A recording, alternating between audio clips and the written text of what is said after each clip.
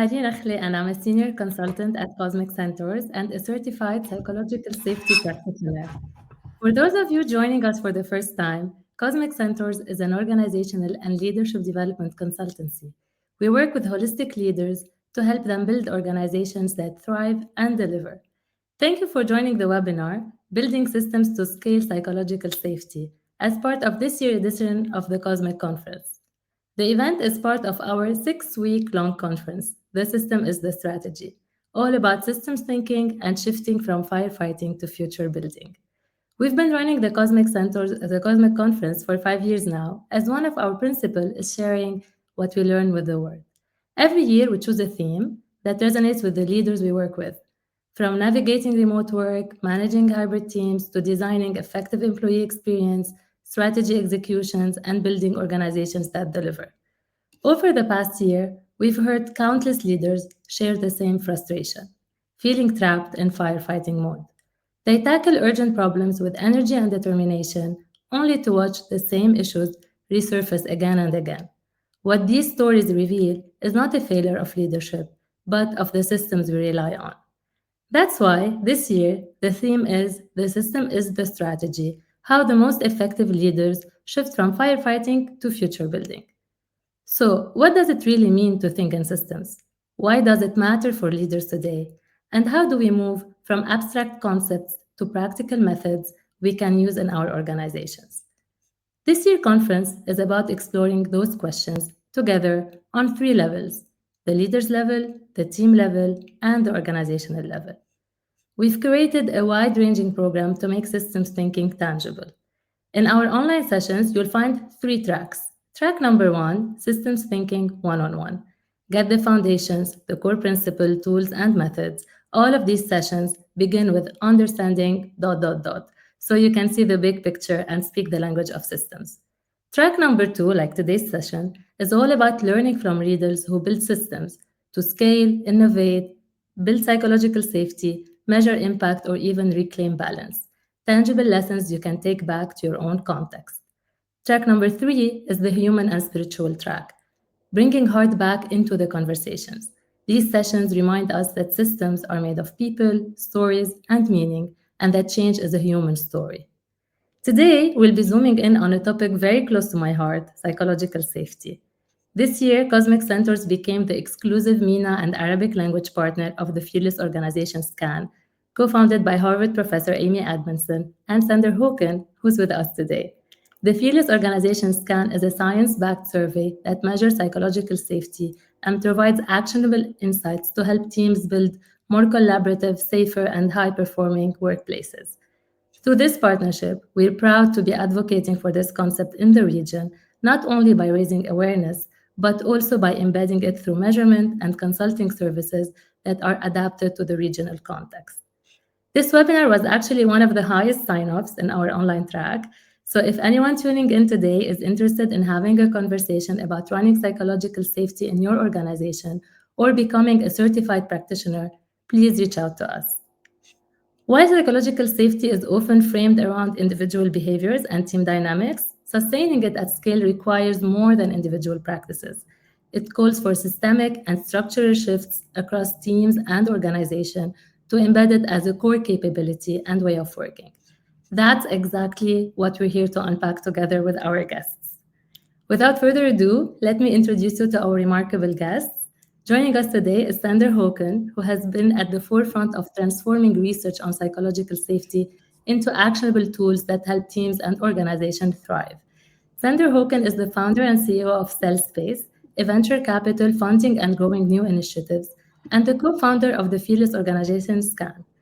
Through the SCAN, he has made the measurement of psychological safety accessible to teams and organizations worldwide, a tool trusted by companies like Microsoft, Adobe, Merck, Accenture, and more. An entrepreneur and a systems builder at heart, Sanders helps organizations adapt to societal shifts and build systems that last. Today, his ventures span digital innovation, psychometric testing, and human capital services. We're also joined by our very own CEO and founder, Marilyn Zakhour, who has been advocating for psychological safety for over a decade and bringing it to the center of our work at Cosmic Centaurs since its early days. Under her leadership, the firm has impacted over 90,000 individuals across 92 countries in just 5 years. Marilyn is the former CMO of Amar and CEO of Dubai Opera. She's also a university lecturer, a two-time Harvard Business Review author, and the host of two podcasts, including Center Stage, which explores the future of work and leadership. This session will be a moderated discussion between me and our two guests, followed by an audience Q&A. As we're tuning in, please drop your thoughts or questions in the comments below, and we'll do our best to address them towards the end of the conversation. After this very long introduction, I'll kick us off with a question to Sander.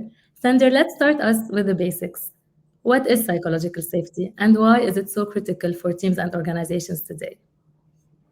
Thank you, Marie. That's a very, very good introduction.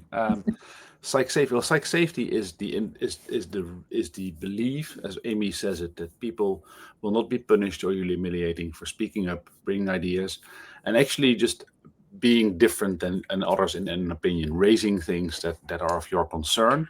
And it's between people, so it's not as something you have or you don't. It's always in a team. So in the team, the people you work with, you are able to raise concerns. You are able to spot a mistake.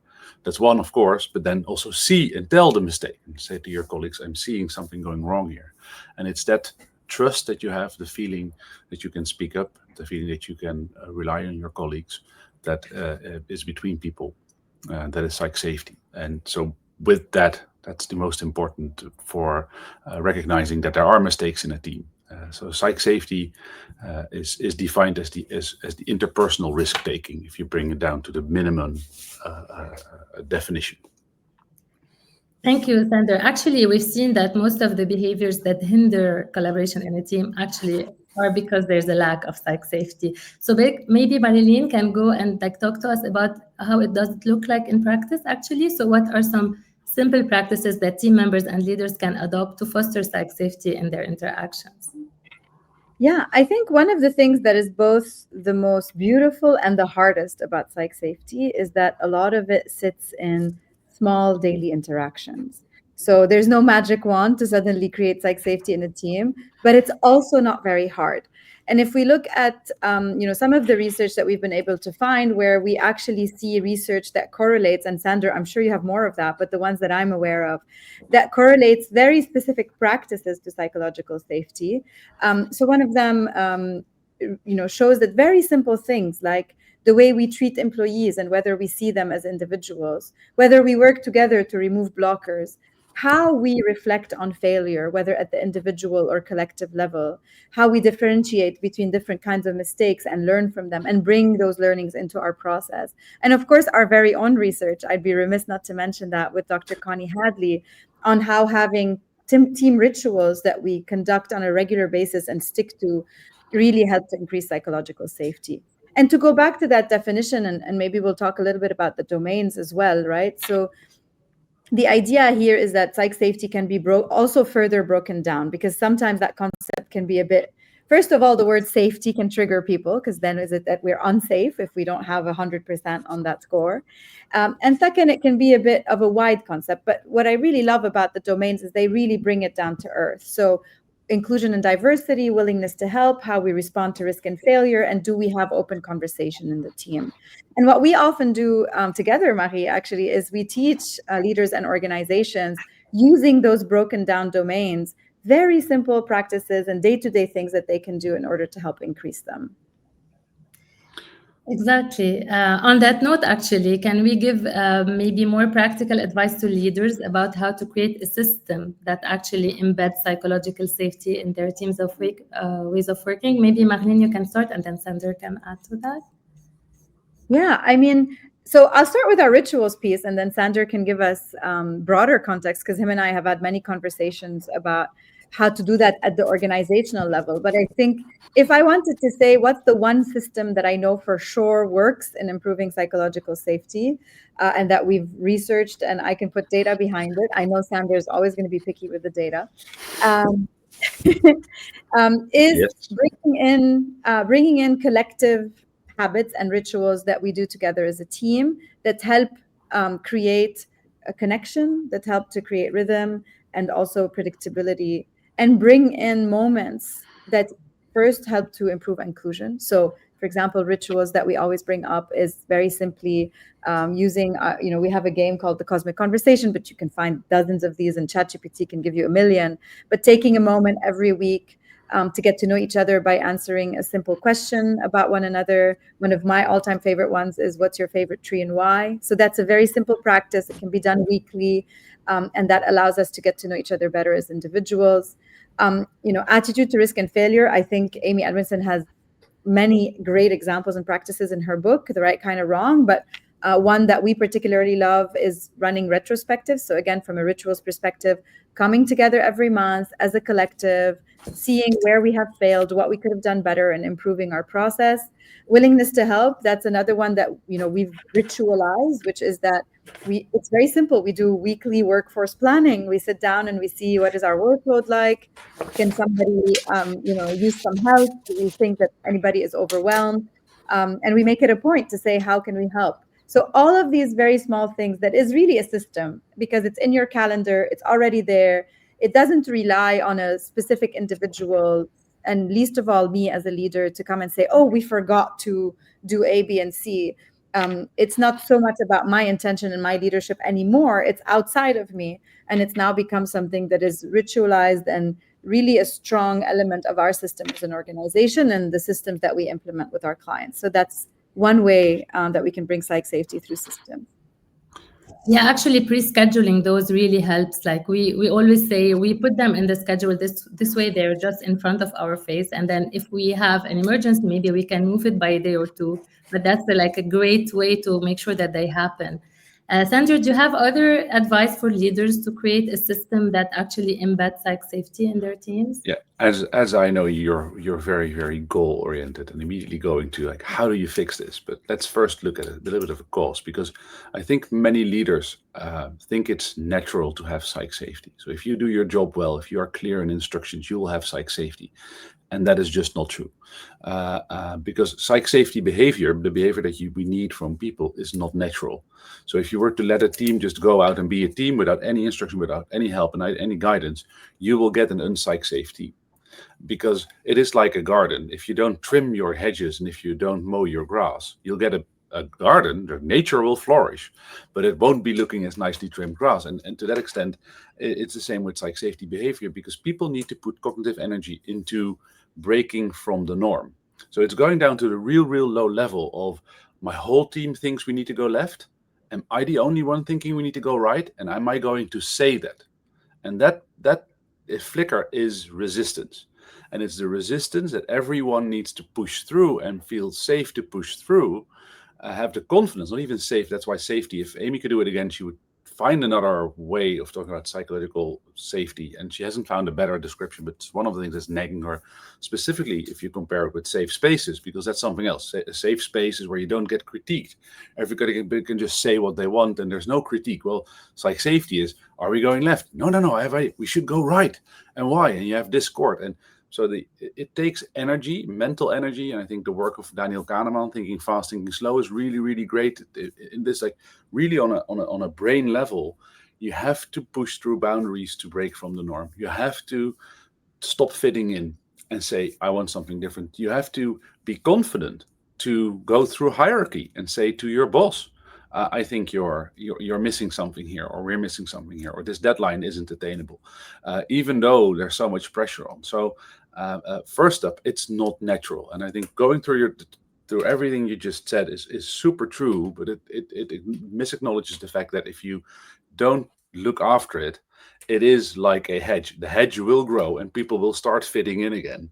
And at one point it was there yesterday, but it's not there today. Why? Oh, my people they've stopped feeling like safe. It's stupid. Why? No, it's natural. We want to fit in. I want to. We're all in blue here accidentally, which feels great. We're a blue team. Now, if I were to come in here with say I'll be pink, that takes a risk. I'm taking a risk just by putting on pink. And that risk, that's exactly what psych safety is. So just before jumping into all the things that we know that are correlated to psych safety, and we know the effect because everybody can see the value. Like, we're making a mistake here. This little bolt hasn't been screwed on tightly, but the airplane's going to leave. Are you going to say, stop the airplane, stop the operation, stop? I mean, that's breaking from norm.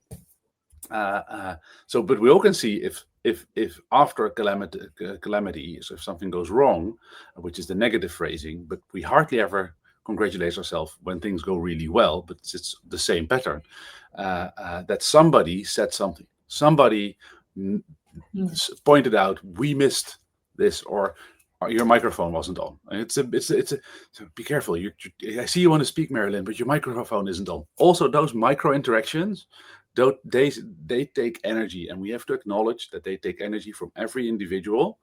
And having that in your team, and making sure that everybody puts in that energy, that's the maintenance you need to do, because you have it today and it's gone tomorrow if you don't. Yeah, I want to add something to that is one of the slides that I remember most strongly from the psych safety practitioners training. To maybe just echo on that, Sander, and I think the slide always speaks a lot to me, which is, all right, psych safety sounds easy, right? Say when you see a mistake, learn from it collectively, share your ideas, and challenge people when you have to, and suddenly you'll create all this magic. And I think one of the slides that I really love from that is there's a very simple slide where you say, okay, it sounds pretty easy. Why don't we do it? And it says, well, if you don't want to look ignorant, you don't ask questions. And if you don't want to look incompetent, you don't admit mistakes. And if you don't want to look intrusive, you don't offer ideas. And if you don't want to be negative, you don't critique the status quo. And I think that all of these go from a place of wanting to be a good human, as you say, and like wanting to be in flow with everybody else and a good member of the community. And doing all of those things is like micro abrasions, but you have to have the right setting, the courage, the mindset to do that. I always think this one's very powerful. I say this to anybody who joins our team. I'm like, for the first 6 months, you are going to try to prove to me that I hired the right person. And therefore, you're going to try to do everything on your own. And you're going to fail. And so I really echo that. I think people try to do their best, and that best ends up creating the environment we're not looking for, and managing that proactively is an act of very intentional leadership. Yeah, and it's also, and sometimes pressure is there, and I think one of my favorite slides was actually the one like, nobody comes up with a good idea when being chased by a tiger, which is and then if you derive that and go to fear is a short-term solution. So and we have to acknowledge the power of fear, and also the greatness of fear and adrenaline, because if my house now is on fire, I am grateful for fear and adrenaline, because I will be twice as strong, run 2 times faster. There are people that have broken their legs and ran out of a house because of fear. So it's a very short-term solution. If you want to have enduring performance, fear isn't the way to go. But it's sometimes we get addicted to that high, like we made it, we did it, we crushed through this deadline, we went over all our boundaries, but we made it, and that's an addiction, and then you can get overtrained. So it's also the aspect that we have to acknowledge that sometimes for a few minutes fear is a great thing, but if you want to have enduring performance, it's not. And there was one more thing, because when you said all the rituals, yet the retrospective, what I can add to that is we last year did research and connected and I think 9 or 11 items that were from the right kind of wrong, like based on the right kind of wrong on failure, and we correlated them to psych safety, and they were super reliable, even for things that you wouldn't expect. So everybody can see like attitude, risk, and failure being connected to a retrospective, but also things like inclusion were correlated to retrospective, because if you do a retrospective well, you feel included. So without having to sort of navigate culturally difficult inclusion questions at this moment, you will get better inclusion if you just, and that's why I think your remark about talking about a tree, I'm going to do that with my team as an experiment. I love that. Like, what's your favorite tree? I think I'm going to open our next dinner. Like, I have one question. I want to give you, what's your favorite tree? Like, fantastic. Love that. Thank you so much. Like, there's a lot of very useful tips in there. And I love what you're saying, that actually psychological safety is going against our natural instinct to actually protect ourselves, or actually even protect other people, because sometimes we are not only afraid to admit a mistake that we made, we are also afraid to tell someone else on the team that maybe they did something wrong, and then hear like this behavior actually does not serve us or the team, because it like removes the capability of actually learning from the mistake that anyone can actually do. So I love that it's really about being courageous, being out of your comfort zone and doing it every day, and not thinking that it is naturally there. So there, I think this trap that sometimes people or leaders fall into is by assuming that everything is fine, like we get along, we work well together. So like no need maybe to add to layers of meetings or things like we discuss on top of the day-to-day work, while these are like very important moments that promote psychological safety. So I have one question about this.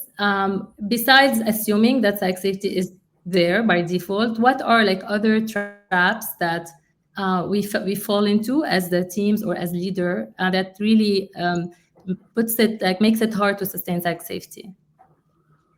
Well, there's two things that are interesting in just what you said. So on the human behavior, in Dutch we have a saying which is called "trust comes by foot and it leaves by horse," which means it takes a long time to build up trust, but you can easily erode it. But that's not true. People stay in unhealthy relationships, both at work and in their personal lives, way too long. So trust comes on foot and goes on foot. But psych safety comes on horse and goes on horse. So you can have it really quickly by saying the right things as a leader. Little things like, I really need you all to be critical here and point out where I'm making a mistake, because we need your best thinking today. Right? Those little things that you can say to improve psych safety as a leader are way more important to say than as a member. As a member, everybody's responsible for creating psych safety in a team. But as a leader, you carry more of that responsibility by those micro interactions and by those micro rituals that frame the work and let your people thrive. So that's the first sort of thing. So there's also as a structure, it's important to understand that and the other is that leaders fail to see the right things. So in all our research, and this is fantastic. So all the measurements we do different types of, but we tease out context. So so what we added on top of Amy's work is one, we created the 4 dimensions of psych safety based off her work to make it more explainable and measurable.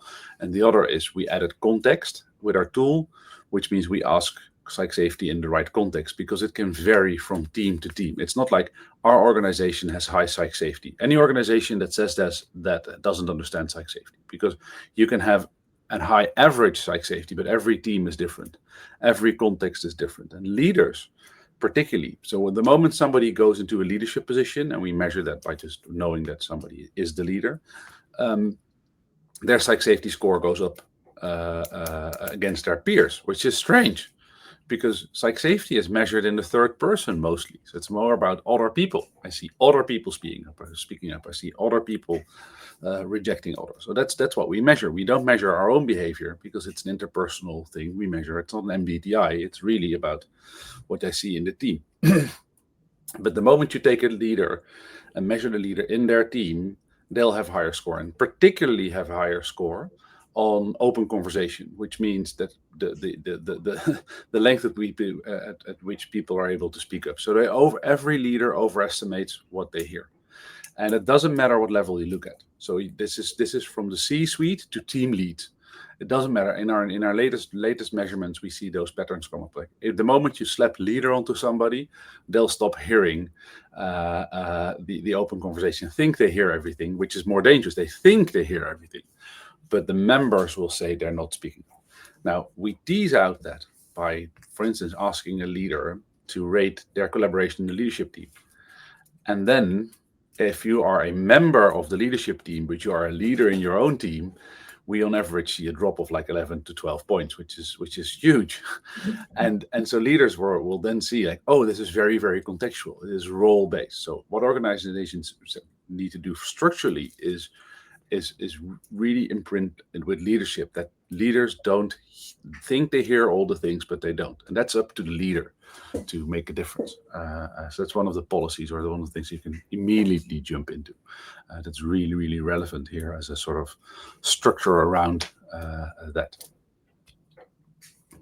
So yeah, the leaders actually really need to role model, and as you just started saying, like it begins at the team's level, but then also it scales into the organization. Yeah, go ahead. I'm You not wanna? saying role model. So because Yeah. that's not what I'm saying. I'm saying leaders think they hear. So there's an actual cognitive disconnection Mm. where they think everybody spoke up, but they are unaware that because of their position as a leader, just because they have the position as leader, people are less speaking up. And Mm-mm. the moment that leaders become members, so it doesn't, it is contextual. This is why if you measure this as a They're whole like, organization, this yeah. will come out differently. So it is not role modeling, just it is also becoming situationally aware as a leader that you are not, your presence actually makes people silent. Mhm. And you think that you don't have that presence, so you're not aware of your aura as a leader on your people. And that's just, you have to become aware of that, and then find ways to, well, go change that or be more aware of that. But it is not necessarily the fault of the leader, but it is there. Yeah. Thank you for that. Maybe But yeah, yeah. sorry. I wanted to go also on the opposite side of this. You asked us earlier about traps, right? And I think another trap, and we talk a lot about it, of psych safety is thinking that psych safety is the goal.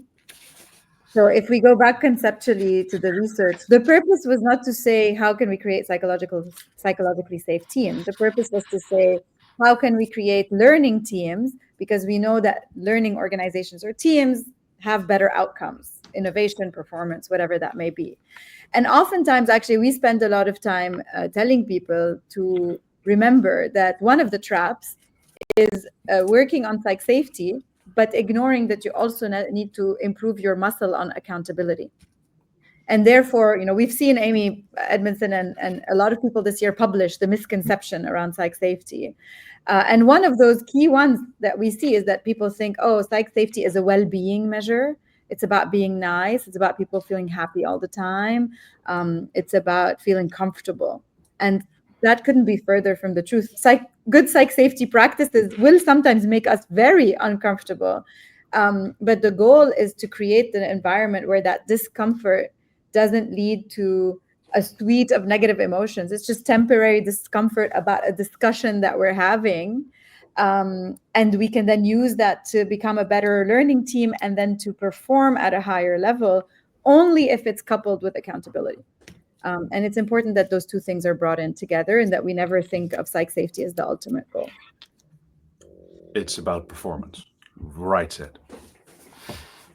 And actually, with the work that we've done with teams on psych safety, like we see that how implementing those changes actually lead, as Sander said, like to better performance, collaboration, and really making sure that we don't also, and maybe that's the next thing that we want to talk about. And Sander started talking about it instead, like not only keeping it at team level, but extending it to the organization. So how can we scale this? So we will try it maybe at a team level. We'll see that it actually leads to a good impact on collaboration and performance.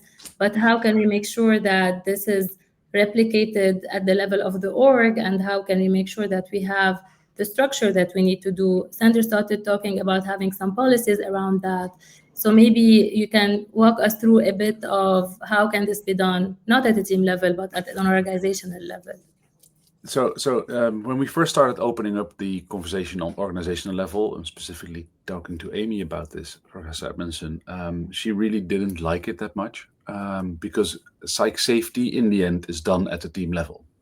But people hold beliefs and have a general feel for what the organization is like. And we could prove that in changing the questions from in my team to, or in this team, to in and then organization name. So in Cosmic Centaurs, people reject others for being different. I mean, that's sort of one of the items that we tested, and we saw a few things, which is very, very logical. Again, it's like score drops roughly by, again, 10 to 12 points, moving from your team to organization, because I don't know these people that well. These are not my direct colleagues. This is the brighter world. So in small in small interactions, that's sort of logical that you have that with your team. But like on a whole, you might miss that. But what we have found is that there's definite correlation. So, and we particularly found that the correlation is there, that people take that energy of the organization with them in the team. That no matter how good your score is as your team, if you don't have the feeling that this is widely something that lives in the organization, you might still be looking for another job. Although we know from our data that if you have a high PsychSafe score and a high team PsychSafe score and organization PsychSafe score, there's about a 20% likelihood that you're looking for a new job. If you have low, it's about an 80% likelihood that you're looking for a new job. But if you have a high team and a low organization, there's a 50-50 that you're looking for a new job. So although the team is fantastic, so at organization level, that's very important to be aware of. It's like, do we make sure that in our organization we willingness to help? Like, it's easy to ask for help across teams. It's easy to speak up across teams. Like, do we work on, and this is more your own rituals and things that we can do in organizations as a whole to make sure that the interaction between teams is. And then one of the things that often sort of goes against this is, so earlier on in car dealerships, always the greatest example. Like car dealerships, you walk into a dealer, and then in the 90s, you would be somebody's client, like this one person. You would be their personal initiative. Their bonus was your car. So they wouldn't share leads with their colleagues. Nowadays, if you walk into a dealership, there's hardly any dealer doing personal goals anymore. They're all changed into team goals. So it doesn't matter if you walk in, if you go to Pete or Anne, or like if you just buy. But now you have like the Dubai office versus the Abu Dhabi office. Like, they're going to be competing. But if they're the same organization, you still get this unhealthy competition, and those teams will not start collaborating. So you need to look at incentives in your organization for team to elbow against teams, and foster behaviors that actually will get them ahead in their career, but will be at the expense of others. So there's often things in your organization, in your ranking, in your rating, in your bonus structures, in your promotion structures, that will inhibit healthy psych-safe behavior as a structural level. And then, so the most fun, if you want to go all in, then it's the layout of rooms. I think if you read Pixar's Creativity Inc., which is a fantastic book on Pixar, the way they lay out rooms to make sure that the seating is in such a way that the brain trust can offer advice in a way that everybody is equal, but also it is well perceived, and no sort of first layer, second layer, third layer of feedback. So it's if you want to go all in, it's to the layout of your office. It's to the layout, and then you can really start making the nitty gritty differences. So those are the little things. But the most important is the elbows out. So there's one question in which we in our sort of back office called the toxicity question, which is nobody will undermine my work. So and at an organizational level, that is way more often scored badly than in the organizational level, than in the team level, because in your team nobody will undermine your work, but in the organization, somebody getting ahead at the expense of you. And sometimes the nicest CEOs and the nicest boards have implemented measures that will create the most horrendous elbowing of teams versus teams. So that's the law of unintended consequence. We didn't think that was going to happen, but now there we go. We created this new sales performance or this new whatever bonus structure, and now all of a sudden psych safety in the organization drops because we can't discuss this. And this is particularly, for instance, pharma, where there's two researchers and each want their research to go ahead, but there's limited budget, which is the shortcoming a little bit of the research that was done in Google. So Google measured psych safety across their whole organization in Project Aristotle. It's a very, very good read. It's in the New York Times. And they found out that psych safety was the one most important predictor of team success. But then the one thing that Google had at that time, they don't have now, but had at the time, was never a resource scarcity. No matter what you wanted to do, there was always budget for a good idea. And I don't know any other organization that I have ever worked in that had that resource unlimitedness that Google at the time had. So there's in organizations, you will particularly have a harder time at the organizational level due to resource scarcity and other things, where you as an organization need to navigate those. And it's hard. This is always a compromise. You can never do this right. Let's also be frank. It's a dilemma, and it's not sort of an end goal that's easy attainable. But be aware of the sort of policies and things that you have in there. True. Thank you, Sandra. I see also Hadil in the comment section, like saying that we see that a lot at org level when there's like cross-functional issues between different teams. Actually, it made me remember like few instances where we had like real feuds between team, like a team that is always accused of, let's say, not performing and feeling rejected as a team, even though inside the team everyone like was feeling psychologically safe and collaborating well. But then the team, let's say. I can give the example of a tech team in a company who's building a platform, or a marketing team where everyone accuses like it's like the marketing team's fault that we are not getting the numbers that we need, or it's the tech team fault because they are not delivering on time. So it also shows at the level of teams. And on that, Marilyn, I want to ask you, like, is this a process issue? Is it a culture issue? Like, what do we do at org level? I love Make sure that we have psych safety actually between different teams and mostly like at the organizational level. Yeah, look, I mean, I wanted to, I like a good mental model. And so I wanted to go back also to our omnichannel org, which is a way of understanding the map or the systems map of an organization. And I think I'm gonna jump off of what Sandra was saying earlier, which is that the leader of a team, and psych safety was originally a team measure. So let's start there, because we know that for sure. And that the leader of a team, we know from different types of engagement measurements, but the leader is usually accountable for about 70% of the variation within those engagement measures, maybe psych safety included. And so what do we say then? If I'm a leader of a company and trying to design a system that enables psych safety, 70% of that needs to go through having leaders that do it well. And 30% of that is purely in my, as an org level kind of responsibility or ability to impact or to create the right system. So if I want to have leaders who do it well, then I have to enable those leaders. I have to train them. I have to help them develop their own self-awareness, because oftentimes we all show up wanting to do, no leader shows up wanting to be seen as a horrible leader today. We all think we're doing our best, but sometimes we don't know how we impact others, the words we choose, how we show up. This morning, and I saw a comment from Matt in the chat here about like whether showing vulnerability promotes or demotes psych safety. And I read a quick headline this morning, which I saved, and I want to go back and read it later, about the fact that actually leaders need to be seen as authentic, but it doesn't mean that they need to be their full selves. So the best impact we can have is the perception. Obviously, we're not lying, but just like we have to curate what vulnerable and authentic sounds like. It doesn't mean if I'm in a shitty mood today, I can just show up and be horrible to everyone. That doesn't create psych safety. So I think on the one hand, if 70% of that score, give or take, will be kind of influenced by a leader, the more we enable our leaders to have the right behaviors, the awareness, the mindset, and teach them the simple practices, then we can have influence on that score.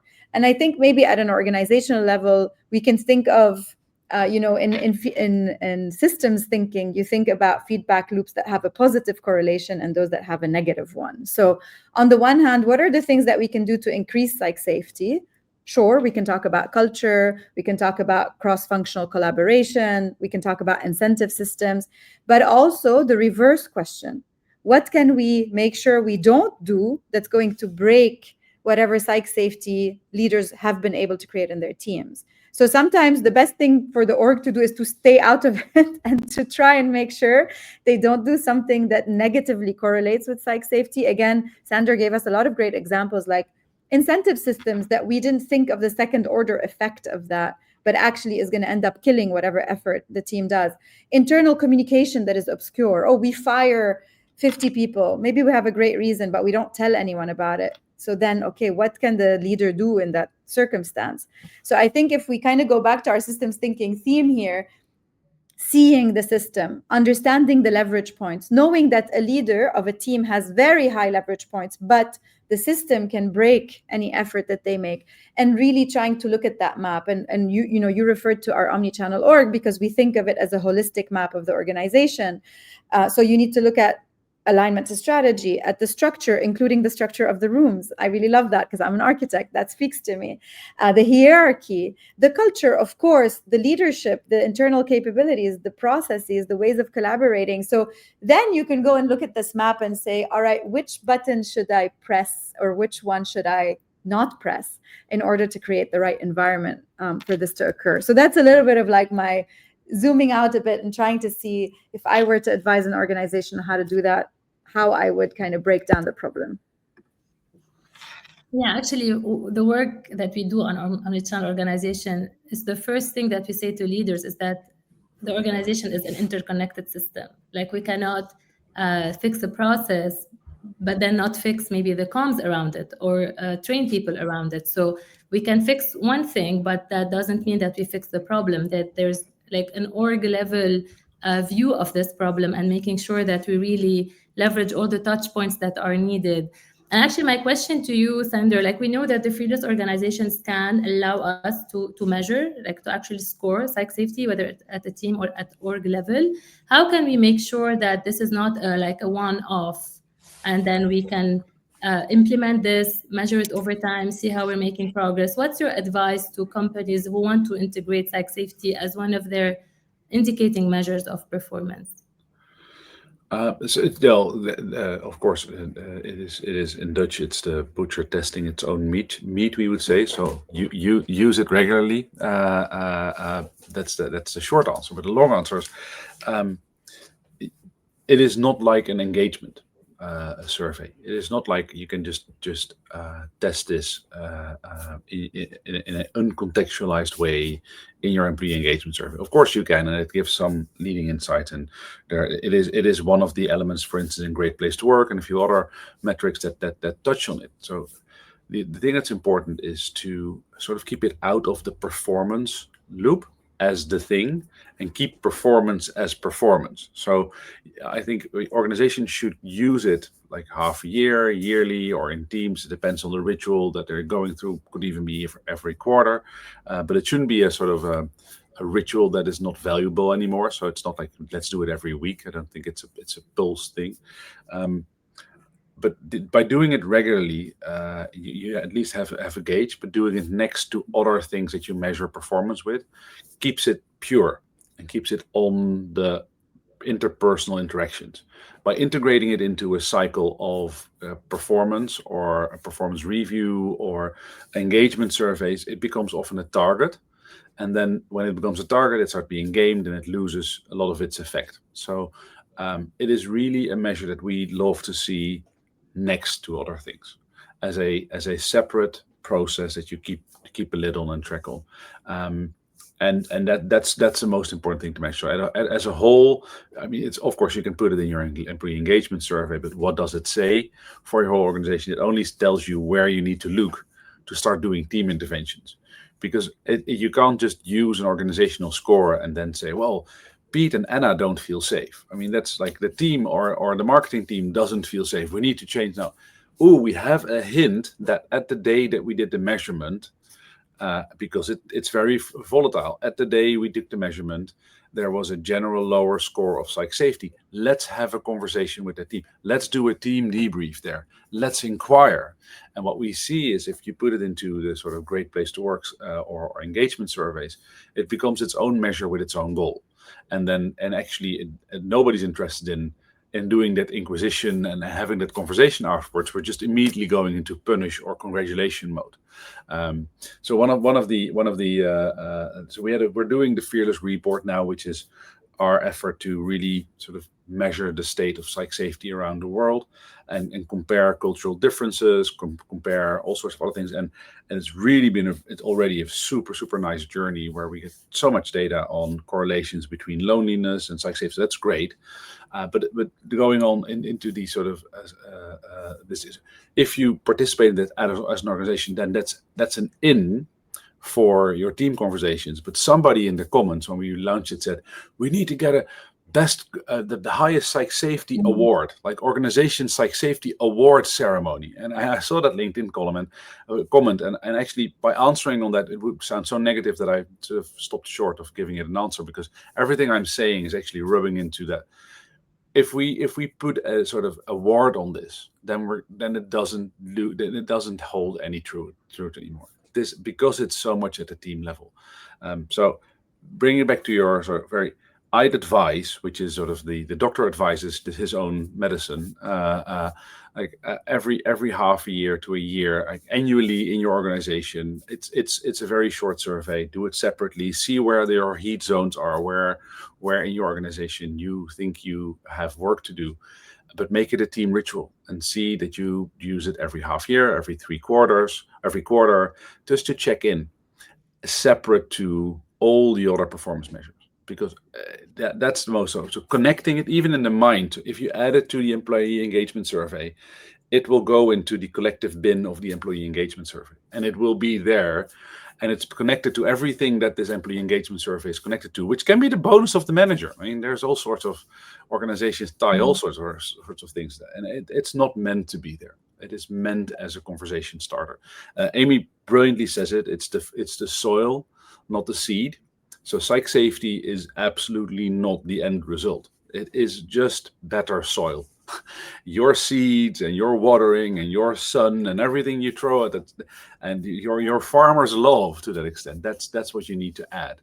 But it's a check on that. And you can give your great pumpkin prize at the end of the year. Who's grown the best pumpkin? Fine, that's an award, but nobody should be rewarded for the soil. So that's where, from a measurement point of view, I think that's the best way to look at it.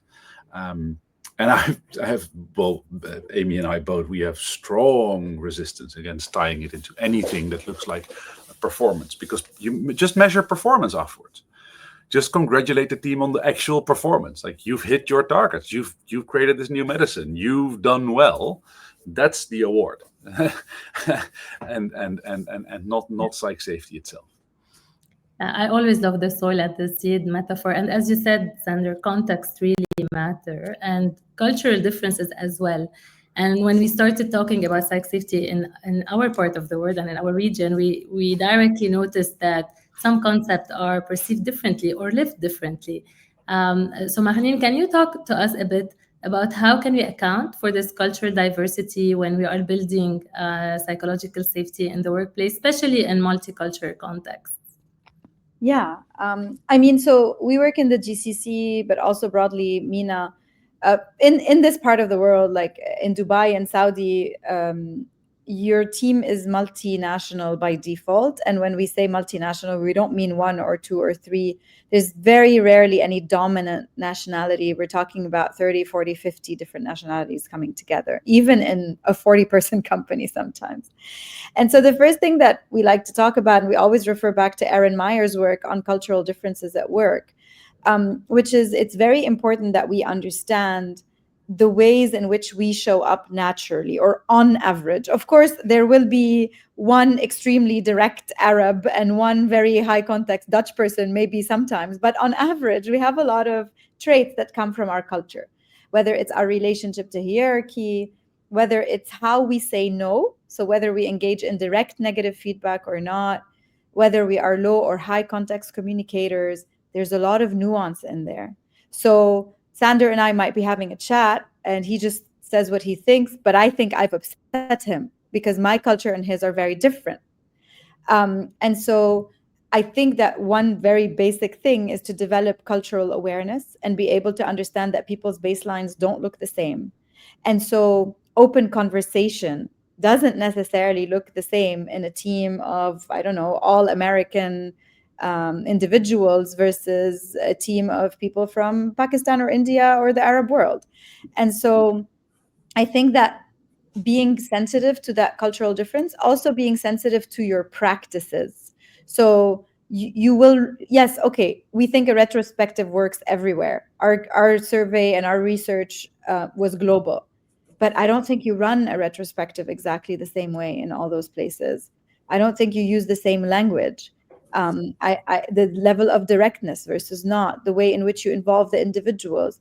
So a lot of the work that we do is also reimagining practices for this cultural context so that they don't create additional friction, but rather, create the right soil for that to happen.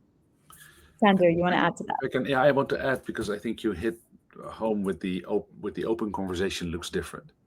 Um, and I always laugh. We have a British colleague, and I'm Dutch, and so a British person will write something like, would you be so kind to look at your earliest convenience?"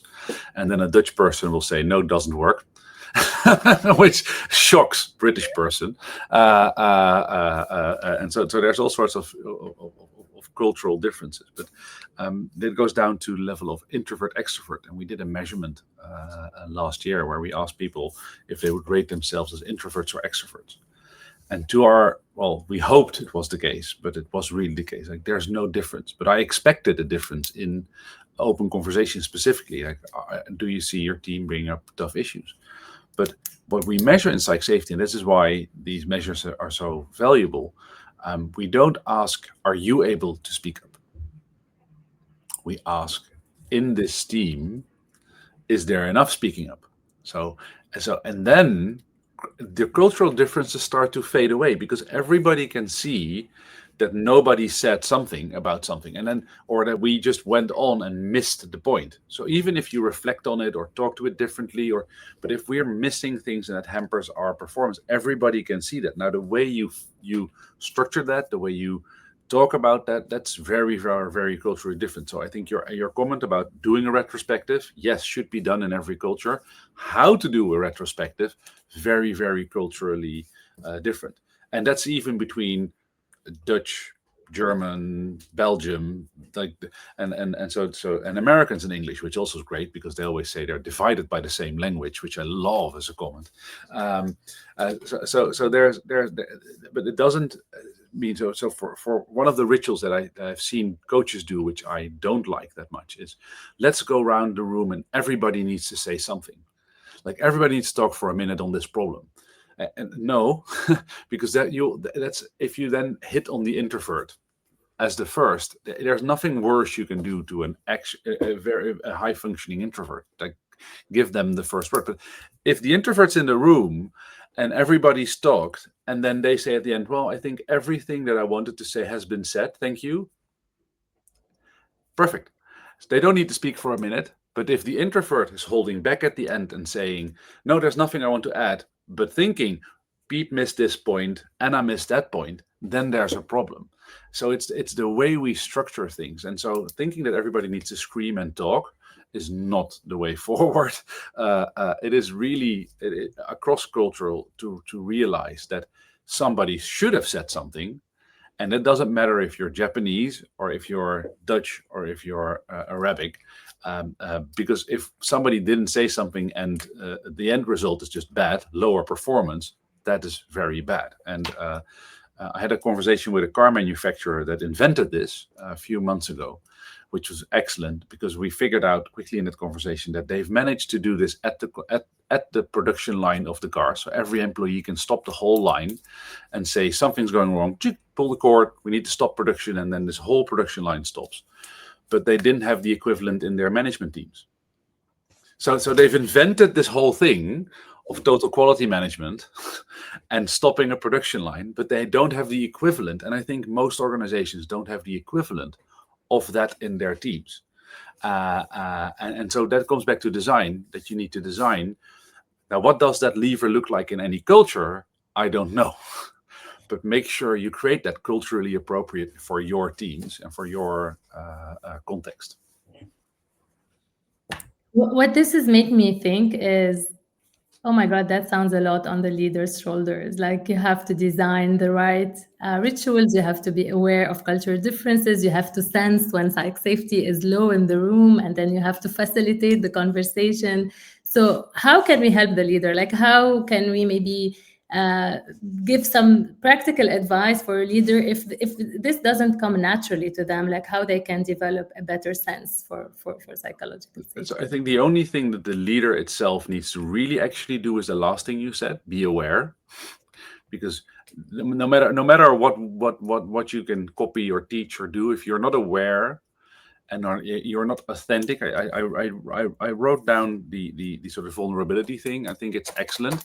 If I told leaders saying, I slept bad and I don't feel that well today, that's not bringing anything to a team today. So just sort of get yourself together and act like nothing happened, because that's going to radiate positivity in the team, and that's better. So vulnerability and honesty to that extent should have its professional limits.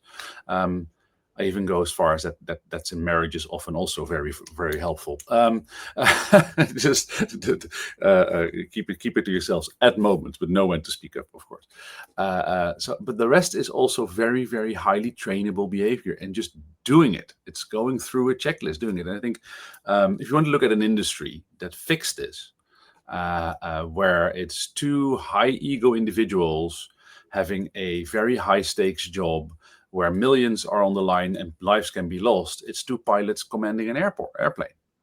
So these are brazen. I'm the pilot. When they're not in their cockpit, but in the cockpit, they have protocols to push through these boundaries. They learn ways to communicate to make sure everybody's doing the same thing. And that goes in their level, maybe a bit overboard for your corporate meeting, but to the level of, you're not allowed to say, did I hear 11 degrees? No, you need to say, can you repeat again what you said? Because the moment you're saying as a captain, did I hear 11 degrees? Bang. In that moment, it's the don't go out of norm. Yes. So, and it's preventing of that. And that's all trainable, learnable. You don't need to be aware in the room. You don't need to be sort of a superhuman. You just need to learn these things and then do them, and manage your own behavior in stopping short of saying to people what you want them to say, but asking people the questions like, can you repeat again what the temperature was? Instead of, did I hear 11 degrees? And that actually crashed the Challenger space shuttle. It's like this has come from numerous episodes of air crash investigation, which I think it's hard to make that show nowadays, because there's like one episode every year, because no plane crashes anymore, because they've solved this. And these are two individuals that have high ego. Let's just say that I think pilots in a party, in a social setting, often are the the more brazen types. But they fixed it with just things you can learn people, and very, very strong also consequence if you don't. So you're not allowed to do these things that way. It's very, this is how you do it. And I think you have, with your work, lots of these recipes actually for Yeah. managers to start doing that without them having to become superhumans, but just execute on those things. Yeah.